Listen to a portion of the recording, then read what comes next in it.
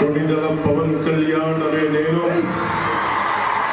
శాసనం ద్వారా నిర్మితమైన రాజ్యాంగం పట్ల నిజమైన విశ్వాసం విధేయత చూపుతానని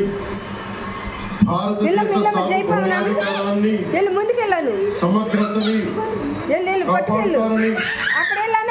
ఆంధ్రప్రదేశ్ రాష్ట్ర మంత్రిగా నా కర్తవ్యాలను శ్రద్ధతో అంతఃకరణ శుద్ధితో నిర్వహిస్తానని పక్షపాతం గాని రాగద్వేషాలు గాని లేకుండా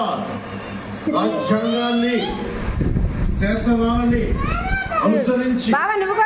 ప్రజలందరికీ న్యాయం చేకూరుస్తానని